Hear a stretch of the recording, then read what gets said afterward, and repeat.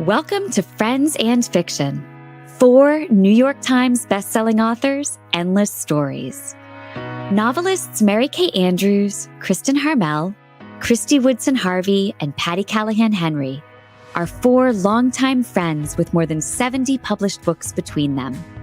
Together, they host Friends and Fiction, with author interviews and fascinating insider talk about publishing and writing, to highlight and support independent bookstores. They discuss the books they've written, the books they're reading now, and the art of storytelling. If you love books and you're curious about the writing world, you're in the right place. Hello, everyone. Welcome to the Friends and Fiction Show. I am Patti Callahan Henry. I'm Kristy Woodson Harvey.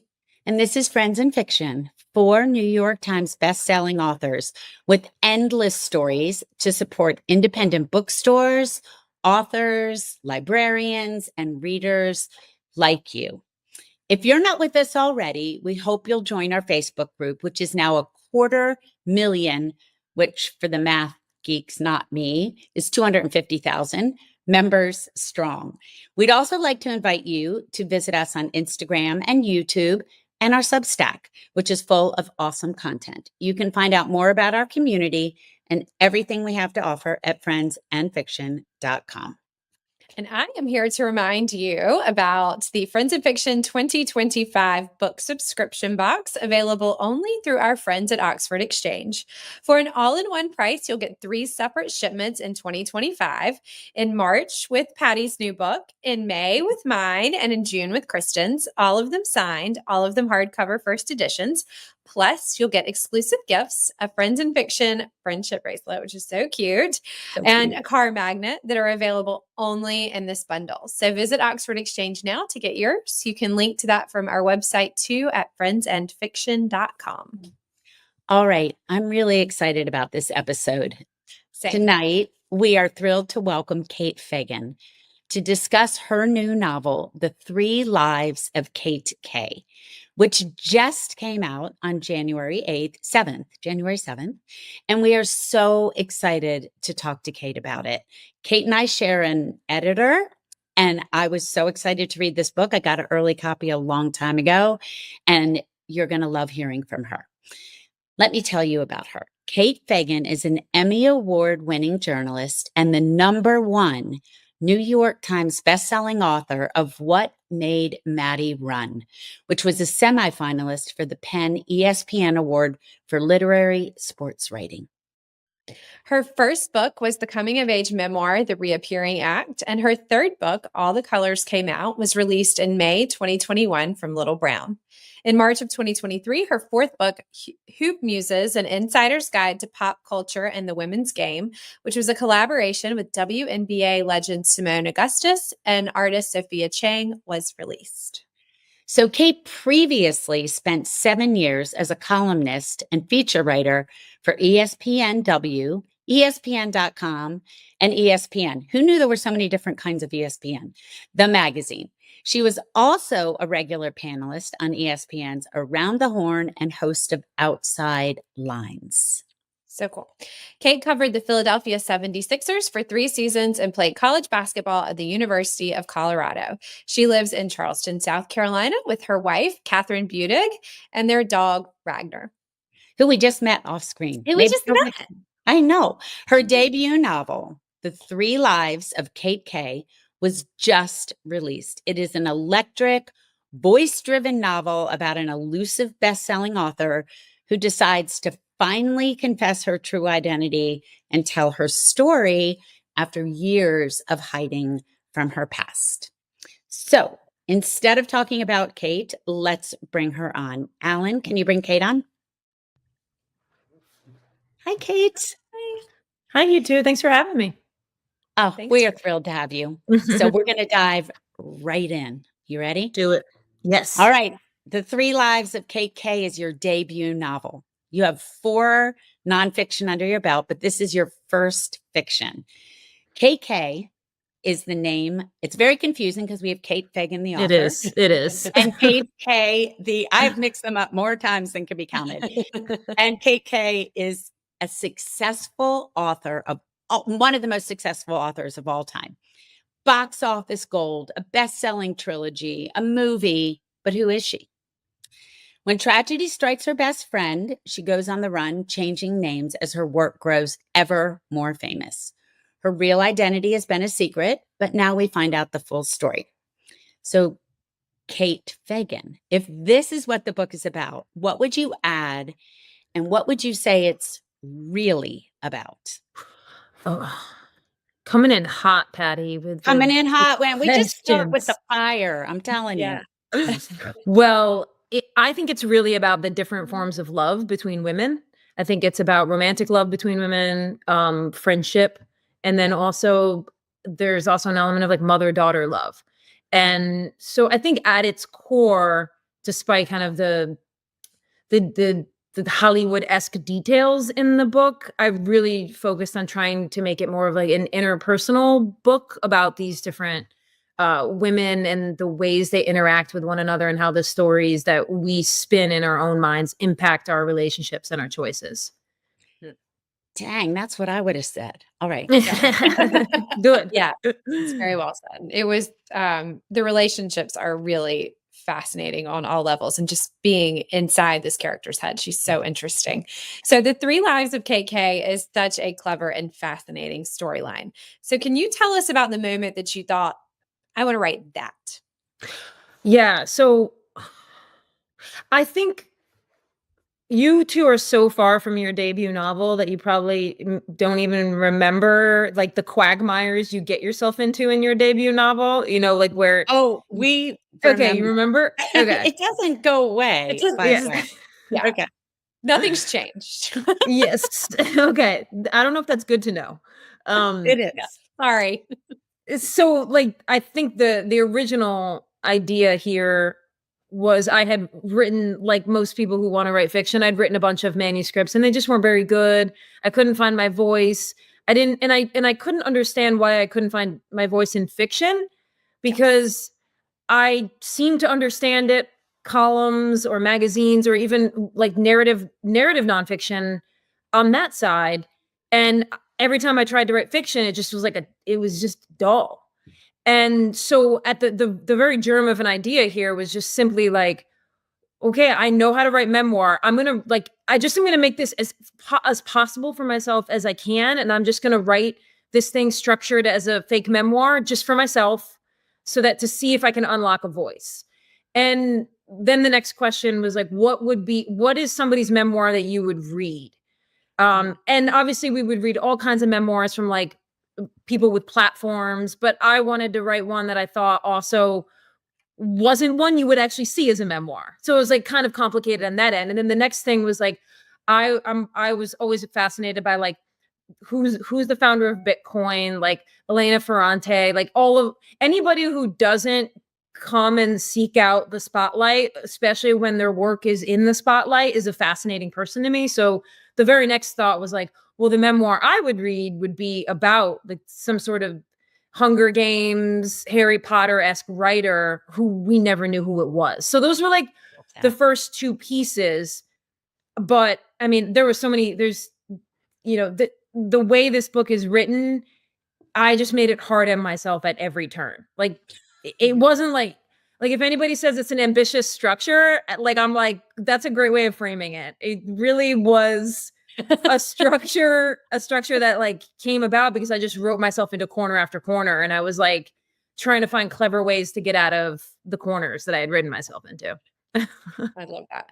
Well, Okay, go ahead, Kristy. No, I was just going to say that I have to tell you that I had such a similar experience to you, because I had a newspaper column from the time that I was like 16. I went to journalism school and had written so much narrative nonfiction, and I loved it. It was my passion, and I felt like I knew my voice. And when I sat down to start writing a novel, it was the same thing. I wrote like 3 manuscripts that I just thought, this just isn't working. Like there's no voice here. Like who is this? Like what is this? And then it finally took just like throwing everything out. And my debut novel is actually written in second person. And for some reason, like just doing something really different like that just kind of like jolted me into being like, oh, okay, wait, maybe I can do this. But it's so weird how you do have to like refine your voice, even though it's still your voice.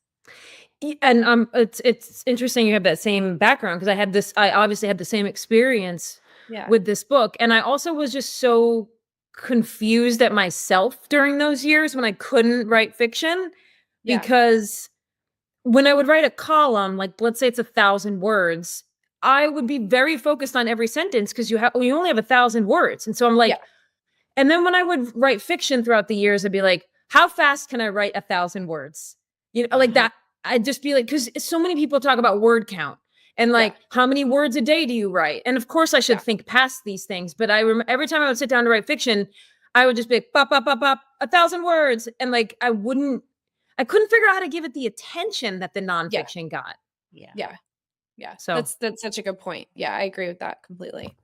But I know both of your stories of when this story first came to you. Like Kristy, your first novel came when you had a baby and you were walking across the thing. And Kate, I remember you telling me the idea came after you read Evelyn Hugo and you were like, I want to read something like that. So maybe there's just something that kicks it in, you know, that took both of you to that place. Yeah, there were definitely a lot of factors, at play. Go ahead, Kristy. I was going to say the practice is good too. I mean, there, you know, and Patti, you just wrote about this in like 20 things you learned after 20 years. There are no wasted words. Like those original manuscripts were for something, as frustrating as it is when you're doing it and you're like, wow, that was a waste of months of my life. But they're for something in the end. You hope so. I'm not sure some of the ones I wrote. I don't know about you, Kristy. They're not for anything. I always tell my son, I'm like, if I die and you sell these, I will haunt you forever. Yeah. If anybody reads some of the stuff I wrote, like late 20s, even mid 30s in the fiction department, I would be mortified. Because like it just was not there. It was not working in any way. Yeah, but you have to do that to get that, right? I agree. It's like a runway or something, I believe. I have to tell myself that. Yeah. I have to. Otherwise, what was it all for? Yeah, what was it all for? What was it all for? That's the title of our three author novel. What was it all for? What was it all for? All right, back to Kate K. When the novel opens, we know that she has 3 names. She's had other names and other lives. This isn't a secret. You open this way. You write, I wish it was simpler. Trust me, I do. And right away, we're in her voice. But if it was simpler, we wouldn't have a story. So I would love to know about your decision to open with this foreword, which is a letter from Annie Callahan. Thank you very much for using my name. You're welcome. Those Irish ladies got to stick together. We got to stick together, man. We got to show them what we're made of. Okay, a letter from Annie Callahan, a.k.a. Cass Ford, a.k.a. Kate K. So how did you decide to just put that on the table right at the forefront and let us go with it? Okay, so that forward wasn't there throughout like 90% of the book's life. Oh, wow. Okay. And I had been repped by CAA for all my nonfiction, and they just had no interest in this book. And part of it was like, they're like, the book doesn't ever start. Like they only got to a certain point. And they were like, it hadn't started by that point. Therefore, like we don't want to rep it. And that's kind of all background of being like, I felt like I had something. I didn't think they were right. And I felt that deeper than I had for other fiction things that I had like floated by them. I was like, no, I think they're wrong about this. But I did think they were right about how if you take that forward away and if you look at how the book goes after the forward, you're really talking about maybe until the key catalyst at like page 70 or 80 where the 2 best friends, there's a traumatic incident that splits them. That might be the point where you would be hooked. And obviously that's not a good place to wait until you're trying to get people to listen to your story. And so I think I wrote it in advance of selling it to Atria, that forward, but then we worked on it because of all of like the moving pieces throughout the book that then would be impacted in the forward that we then had to go tweak in the forward. So like many forwards, I imagine it was just born of necessity of feeling like, because we're jumping around in time so much, I needed to like set people in the latest version of Kate K and like have her look back and be like, wait, listen to this thing I'm going to tell you. It was like, felt like a necessity to get people to be invested in that first chunk of the book. It also really establishes in a fun way her voice and her quandary. So her voice is very clear. She said like, hey, you, I wish it was simpler. Trust me, I do. Right.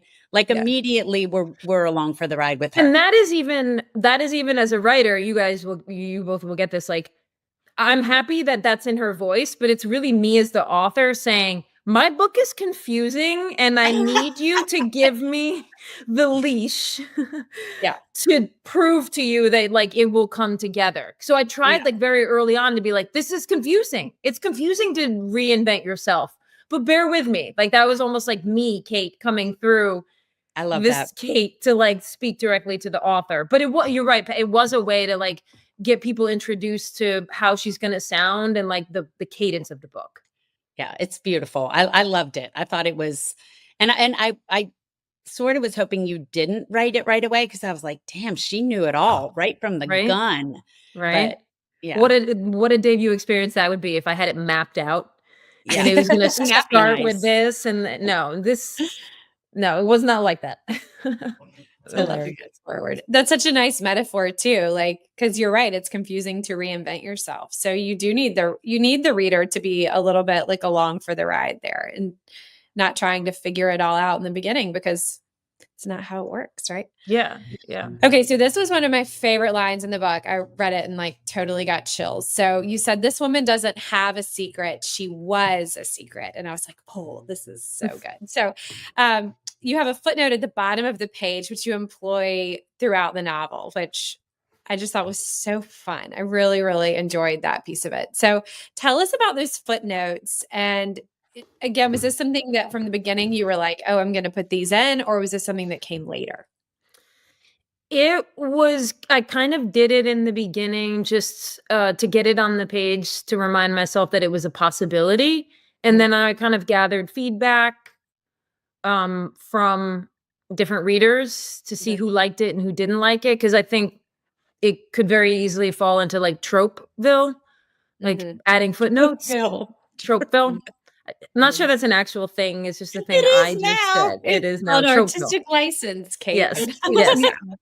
Tropeville is now a place we will send people when they. Yes. Where you don't want to visit. Okay. No. It's all very simple there. Yeah. But the footnotes themselves were like one thing that so setting this up as a fake memoir was really just an on-ramp for me. But then as I got going, I realized that I had a lot of insight about memoirs and what works and what doesn't. Yeah. And as somebody who has written, I think one that would fully qualify as a memoir and then part first person, other nonfiction. One thing that was always obvious to me was that a reader does not know how other people in my life see me. So that, and you're reading a memoir for any particular reason, whether it's the experience or the person themselves or what, but one dimension that you don't get in a memoir is like, what if nobody in my life talks to me because I'm the worst? Or what if their perspective of me is vastly different than my own? And so halfway through writing this book, actually probably maybe a little bit less, I was like, I don't think this is doing what I want it to do unless I let other people show how they viewed Kate K in all her iterations. Because as a reader, then you're like, oh, I'm not just seeing the world through her eyes. I'm like seeing her as a person in the world and how the world is seeing her. And I thought that would add to the book. But back to the footnotes, when I got going, and I was like writing like a chapter from Sydney's perspective, who's kind of the antagonist of the book. She would write something and I was like, oh, KK does not agree with that. Like it just like instantly in my mind, I was like, oh, Sydney probably feels like there was more love there or there was more attraction or things were more about her than they really were. And I felt like I wanted other people to have perspectives on KK, but I wanted to give her the ability to like have the absolute last word on a lot of these small little details that do get lost in our lives where somebody's like, no, you wore my jacket to your opening. And you're like, no, that wasn't there's not, and like these things that don't matter, but they do. I wanted KK to be able to be like, no, here's how it was. Yeah. If you trust her. I mean, right? Like, not that she's purposely lying to you, but like maybe she remembers it wrong. We don't know. But like we were kind of playing with all of that. Oh, it's so great because it's something we would do as a human. Whoa, time out. That's not what happened, right? Like, can I give my piece? Well, I didn't think they were intrusive or Tropeville. I thought they were really, I loved reading them. Yeah. Okay. This novel, in some ways, a book inside a book, nesting books. So KK has written a book that has made her famous called The Very Last, and it is now a movie franchise. Tell us about The Very Last and why you chose to make it dystopian. Well, you two will appreciate this because it's a very bad manuscript that I had already written. Oh my God, I love that. I mean, what a great what a great use of an old manuscript. Yes, but not, Kristy, not like you think you're a genius. Like I remember the moment I was like, you know what I'm going to do? I'm going to take scenes from this old manuscript and I'm going to make them work as the book that KK writes. Because, I don't think for a trilogy or like if you want somebody to have written a blockbuster thing, it's usually not a quiet novel set in a town. Right. And I had written The Very Last, but the farther I got into this project, the more I realized like sometimes you gotta let old words go because like it would have been a lot easier to write a fresh book within a book. And I think and so I wrote through those chapters like so many times because the characters in that book it was definitely a book about ambition, but they were nothing like Amanda and Kate. Okay. Yeah. And so like these are debut mistakes that I like. I don't know that that's a mistake because I think we put enough work into it that and that I think it lives in the book as a book that like would make sense, that would do well. And you do see how Kate is like speaking to her friend that she wants. You see all of that, but it was just so much more work than it needed to be. I know, but it's such a great Easter egg. It is. Yeah. I really love that. I had no idea.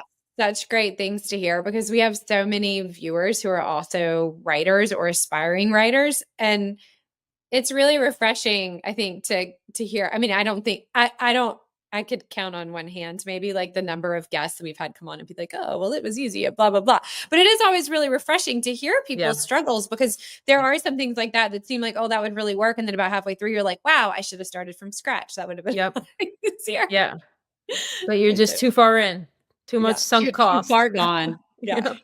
Look where we've gotten ourselves. Well, in this novel, you really dive into the pitfalls and glories of fame. And I love this line. You write, who in fame-hungry America doesn't come drink from the hose when beckoned, which, yes, like so true.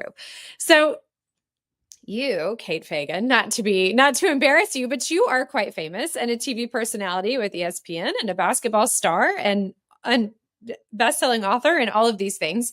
So did you, sort of dive into some of your own experiences with fame for this, or did you sort of set that apart? I think the idea of fame as somebody who has had a small amount, because I did TV for ESPN, so there's like a small like percentage of people who love watching college football or the NBA who, when I was working for ESPN, if you go into a bar or something, they're like, oh my God, you're on ESPN. And there's an interaction that happens that is unlike any other interaction. And I would always be interested in asking myself if I liked that interaction, if I liked that it happened, if I'm like, I left ESPN, because it doesn't happen anymore because I haven't worked for ESPN for like 6 years. And like that turnover is just, it's a whole generation of kids. And did I miss it? Did it actually feed me in some way? Right. And so I was always really interested in that. And I've always wondered in myself whether I want fame. And I think most and even friends of ours who work in different industries that are tangential to fame, or if you really excel, you get a lot of it. Yeah. It's very rare that I meet somebody who's like, I just covet fame no matter what. But they always want something tangential to fame, right? Like Uh-huh. I don't want to be famous, but I do want to go to any restaurant I want to go to whenever I want to go, you know, like something like that. Yeah. Yeah. So then you're kind of dabbling in, you want the power or you want the credit. And so I thought in this book, it'd be really interesting to just like explore somebody like a character like Ryan Channing, who like thinks she wants fame, but has really no idea what it is. Yeah. And then all of a sudden she gets it. And you're Yeah. like, oh my God, now my life has changed and I can't go to the grocery store and this is terrible. Yeah. Yeah. And then you're also trapped. I mean, this is still happening. I was just looking at something on Instagram, like Jesse Eisenberg talking about the paradox of actors, because they're very usually artsy people who just want to inhabit other skins. And yet then they have to just like be a persona that is actually themselves. But but like if you're dabbling in that conversation, most people are like, oh, you're famous and rich. Like your life is great. Like you can't actually even articulate. If you become famous, you can't even speak openly about what fame is like, because you just sound like a douchebag. Yeah. Yep. Totally. So I kind of wanted to get into these characters who had more license to be able to like really take people inside some of those thoughts and pursuits and the reality of it. Because I think it's endlessly fascinating. It's really fascinating. And like every kid should read it who thinks like, I want to be a TikTok star. But like, do you? Yeah. Because yeah. it's not going to be what you think. Nope. Yeah. Nope. It made me think of you when I was reading this article over the holidays about, you know, the thing going on between Blake Lively and her producer and all of that. And so this article was about. Just Wait, what? Tell us. Oh, gosh. gosh. We know, no, we both know it. We're No, kidding. I was kidding. This is a whole nother subject. No, it was a joke. But anyway, this article was not about them, but it was about the curating of image. And if you're famous, there is a constant curating of your image. Yeah. Right? Are you friendly? Are you funny? And that just feels exhausting. Yes. And you address some of it in your book. And I love that because we don't think about that part. I mean, none of us are famous enough to curate whether people think we're cute or fun or smart. But they are constantly curating their image. But in a small way, I actually kind of disagree with you because I think we are. I mean, I think everyone is now, because we all have, like, whether you are someone in the public or not, if you are on social media and you have this kind of, I think everyone has sort of a persona or an image now where, you know, if you do something kind of outside of it, people are going to like raise an eyebrow. It's true. Yeah, there was when I wrote the book What Made Maddie Run, it was about a young student athlete who dies by suicide, but she was very like on Instagram and her life looked perfect up until like literally the hour that she died. And one of the like smart sociological points that like when I did my research that, you know, social scientists were studying was called like divisions of self, which is kind of what we're talking about here. Like that, you know, you and I mostly are, you can argue it, but like two divisions of self, right? It's like who you are inside and then who you are around friends and family, like when you're socialized. And then celebrities have a third division of self, like who you are for public consumption. And to Kristy's point, I do think we're in a world now where like most people, more people than not have that third division of self now, whether it's like 102 followers or like 102 million, you're still thinking about like the public performance of your life. In a way that like even looking 10 years ago, I didn't have to like stare at myself on this Zoom screen the whole time. I know. It's so unhealthy. No, it's terrible. Well, no. And it's like, I tell my son this all the time. I mean, he's 13 and like everyone has social media and he's dying for it. And it's like this daily conversation. And I'm like, what you don't understand is the minute that you get it, your life changes. And I can't explain it to you like until you're in it. But like, you don't want for every piece of your life for you to now have to think like, what's this going to be like on TikTok? Or what am I going to post about this on Instagram? Like your whole life changes. And it's very difficult to be a kid right now, I think. I can't imagine growing up with that. Oh, I feel for them. I'm glad that it was like, you know, college, after college that I got a cell phone. But one to your earlier point, like about the Blake Lively thing and fame, And the idea of image, like one thing I learned at ESPN was like how women get like cast as divas or high maintenance, because like I had this one experience where I had to go do like, it was like a breaking news football thing. And I went and I did a hit on ESPN and they had makeup there. All was well. Whatever I said on TV, people listened to it somewhat. And then the next day they were like, can you go back? That story's still going. We need to do a hit again.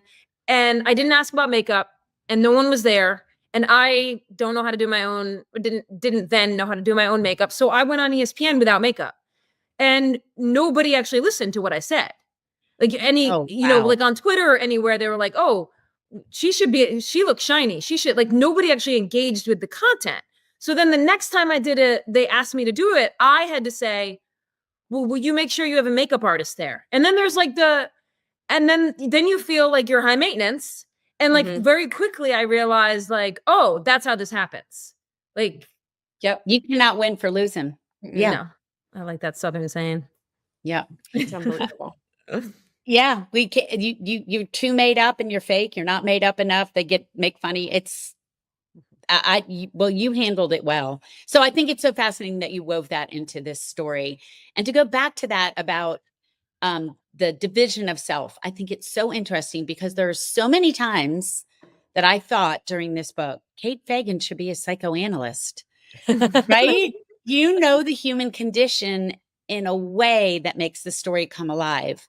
There's this part, without spoilers, where you're writing about someone who has done something despicable. And you write, I couldn't rage at her because I pitied her. She only chases, and who everywhere she goes spins up a maelstrom with her, or maelstrom. I never say that word. Who knows? Yeah. Who knows? We could just make it up. Where everywhere she goes spins up a maelstrom with her obsessiveness. It's punishment enough being her. Yeah.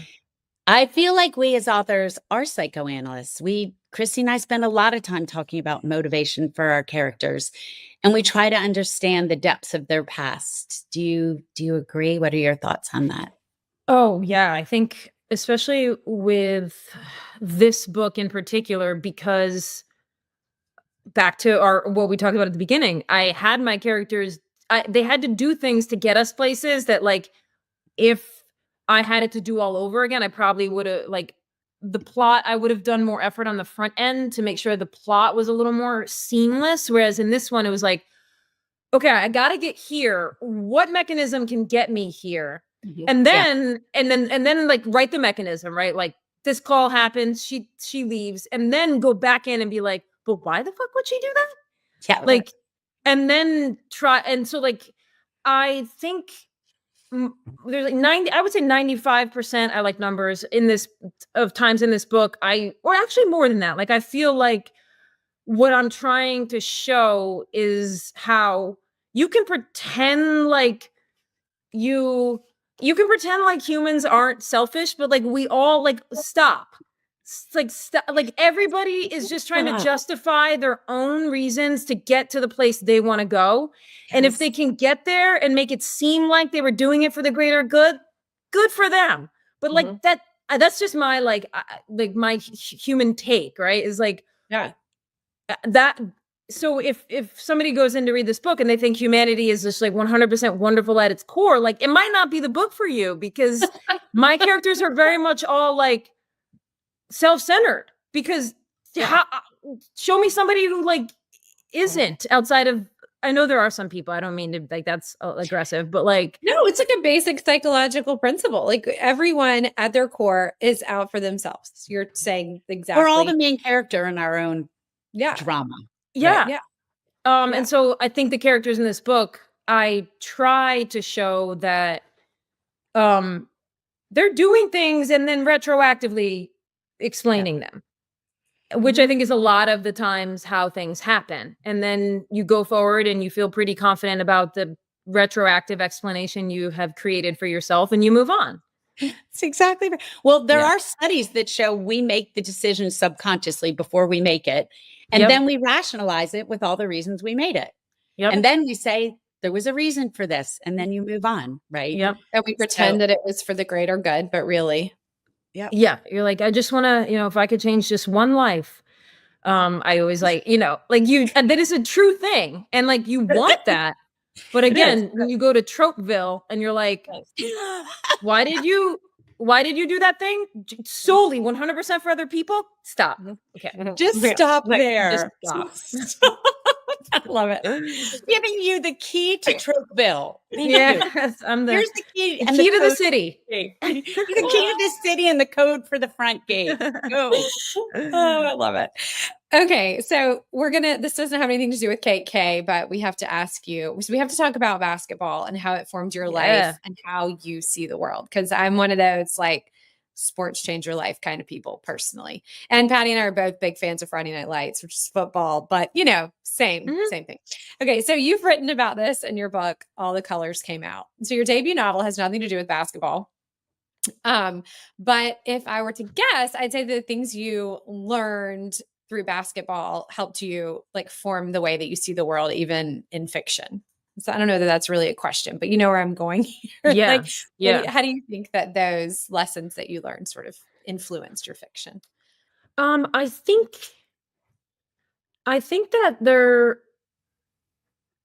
the thing we were just talking about like, just inherent selfishness, or just like you are the center of your own world, that remains true in sports, but it is a time when you have to most function without that being your driving force. Like you have to become part of a whole. And that doesn't mean you're not caring about how you play or like where you stand on things, but like just things are so interconnected that.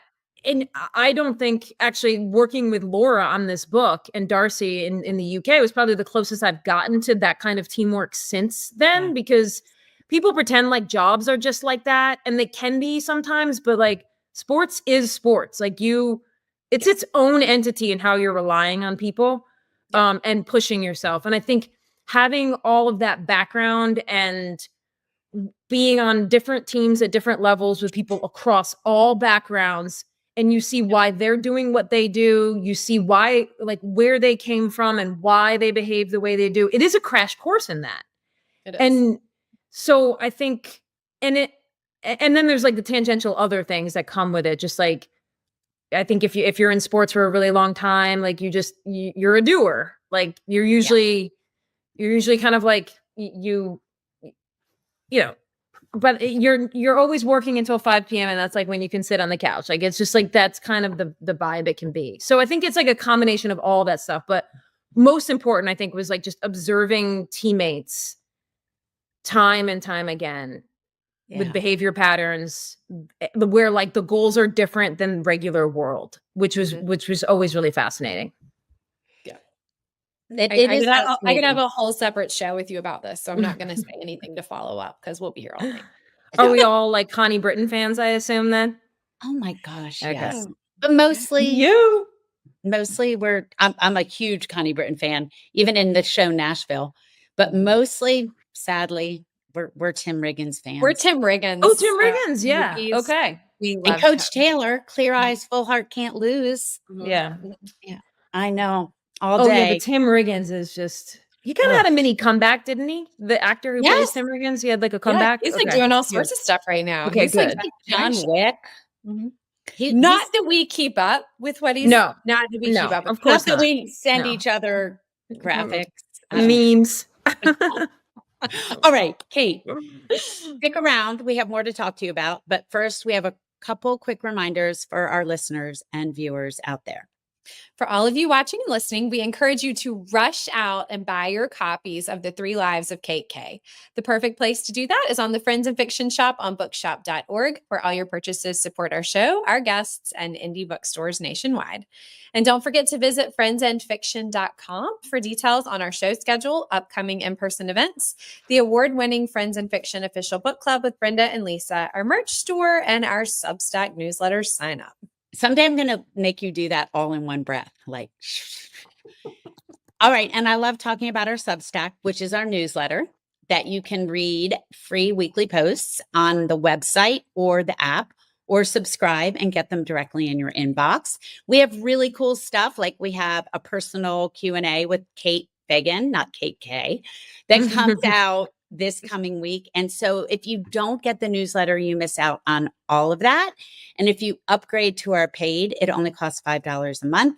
We have roundtable discussions. We have VIP. We have so much going on. Yes. Okay. Back to Kate. Okay. So listening to your stories about growing up with basketball and your influences for this novel, we are wondering, what were the values around reading and writing in your family growing up? Oh, great question. Both my parents really liked writing. They weren't neither. My mom wanted to be a writer. Even up, she actually passed away a couple months ago, and yeah, it was horrible. But she, up until then, like, we would listen to The Shit No One Tells You About Writing together. We would, huge reader. Like the form, the biggest memory I have was like when I was growing up. I think I said to her once, she wanted me to read Pillars of the Earth, and I was like, Mom, I don't want to read a book about cathedrals in the 1200s. I'm like, I want to read about places I've been to in times I've lived. And she was like, that's pathetic. You're going to need to expand your horizons. So I did read Pillars of the Earth, and it is probably my favorite book to this day. Yeah, they both loved writing, and big readers. My dad wasn't a big reader, and then he had hip surgery because he was a basketball player, like in his early 40s. And after that, he kept this book. We wish we could find it. It was like a little notebook, and he would rate all of his books, and he would write about it. And this was back in like the 90s and early 2000s, before Goodreads or like things where you could do this online. And he would like devour books.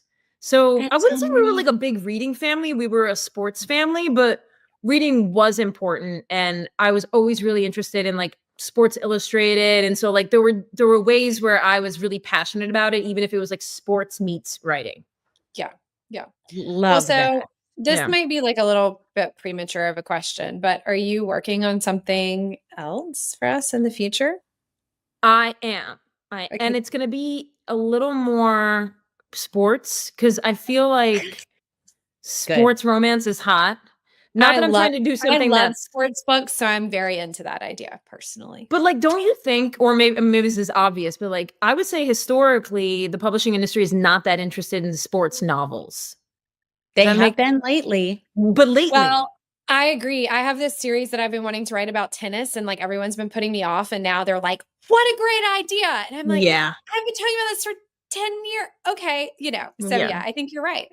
Yeah. It's more of a now Carrie Soto came out, and now it's like, hey, Kristy, where's your tennis book? Yeah, exactly. Yeah. Like now that Carrie Soto, like now that Taylor Jenkins Reid did it, it's a brilliant idea, which is great. Like, thank you, Taylor. Open the door. And Icebreaker, I don't want to write about hockey, but thank you for oh my gosh, opening all those doors. So it's going to definitely be, it's dual timeline again. I can see that I'm getting myself into a tricky situation already with it, but what are you going to do? I learned about a lot of really cool pieces from the history of women's sports when I did Hoop Muses, which is, just like looking at the history of women's basketball from the day it was invented until now. And like a lot of people would think, oh, it probably wasn't played in the 1930s, 40s, 50s, but it was, of course. Yeah. And there's a lot of really cool stories from that time period about the women who played then. And I'm going to try to like build something that mythologizes them in the way that like men have always had their Hollywood movies, whether it's Shoeless Joe Jackson or, whatever it is. And write a book that does that for like these women, but also tells it from like a modern Hollywood lens. Cause I feel like you can't get away with writing about like lesbians in the 1950s unless you have like something sparkly and fun to like bring it all together. Yeah. Look over here. Otherwise it's like, no. Well, you told me about the background of that when we first met months ago. And I ran home and told my husband the whole story about women's basketball and the way that department stores had teams. And I was fascinated. It's pretty fascinating. I mean, it's very like a League of Their Own-ish. Yeah. That's my pitch. I mean, what's better than that? We need more and more. No. Yeah. And so I'm working on that. Okay. Awesome. We're making it out of here without telling us about this dog that I'm obsessed with and scroll on your Instagram 90% to see what you're doing, but 10% at least to see what Ragnar's doing. Oh, phew. Well, look, Ragnar, I mean, do the people need to see Ragnar? I feel like we should get Ragnar. I think that he is. Yes. Is it weird to call a dog sexy? I can't tell. No, it's just factual. It's true. And everyone needs to follow Kate Fagan on Instagram. If you want to see this baby boy, you need to see Ragnar on there. He's a 20-pound. Oh my God, he's so cute. He's a mega mutt. He's so handsome. Is he not? Ragnar. Hello, Patty. Walt's sitting here crying at me because he's ready for dinner and it's 4:53. It's true. It's true. So oh my gosh, we got him from a pug shelter. But he's like 10 different things, but he's got a lot of pug in him. And we're obsessed, as you can tell. He's amazing. Yeah. All right. I know you're going to have to leave him for a couple weeks because you're going to be out there on tour. So tell everyone where they can find you online and on tour in the coming weeks. So online, I'm mostly on Instagram. I am embarrassed by my inability to do TikTok. Just completely can't do it. No, I can't do it either. Okay, cool. So I'm in good company there. I'm on Instagram at Kate Fagan 3. And then we're doing a book tour. We're going to start in Boulder, Colorado. And then we're going to the Boulder bookstore there. Then we're doing the novel Neighbor in St. Louis. And we're doing kind of a cocktail party theme there. Yeah. We love them. Yeah. We love that. Okay. Yeah. They're really cool and creative. So I'm excited. They wanted to do something a little different. And then we're coming to New York and we have an event with Books Are Magic at the Brooklyn Library, where I'm lucky enough that Sue Bird and Megan Rapinoe are doing the event with me. Oh my God, that's so cool. So I don't have to stress about whether people will show up because they're showing up for Sue Bird and Megan Rapinoe, so we are good to go. You're coming to see you, Kate Fagan. And then we're going to, thank you, Patty. Then we're going to Athena Books because Sue Bird's sister actually owns that store in Greenwich, Connecticut. It's called Athena Books. I think it opened a couple years ago. I could be wrong about that. And we're going to do an event again with Sue and Megan there. Then we're going to LA. We're doing Book Soup. And then Seattle with Lori Frankel. We're kind of doing a combined one. Charlie's Queer Books and Rough and Tumble is a women's sports bar. And they're going to kind of combine.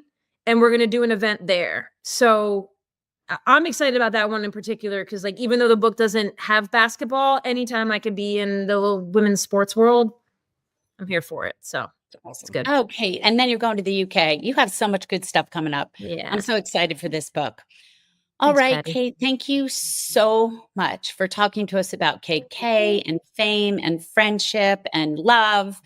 It is such a pleasure having you on. Thank you for being with us on Friends in Fiction. Oh, thanks, Patty. Thanks, Kristy. All right, everybody, be sure to tune in next week when Patti, Kristin, Mary Kay, and I will all be together live to welcome Tara Durabji to discuss her debut novel, Call Her Freedom. That show will air live on the Friends in Fiction Facebook page and YouTube channel on Wednesday, January 15th at 7 p.m. Eastern, and it will be published to our podcast for your listening pleasure on Friday, January 17th. All right, thanks to all of you out there for being with us. What an incredible show, and we will see you next week. Bye, everyone. Bye. Thank you for tuning in. You can join us every week on Facebook or YouTube, where our live show airs on Wednesday nights at 7 p.m. Eastern Time. Also, subscribe to our podcast and follow us on Instagram. We're so glad you're here.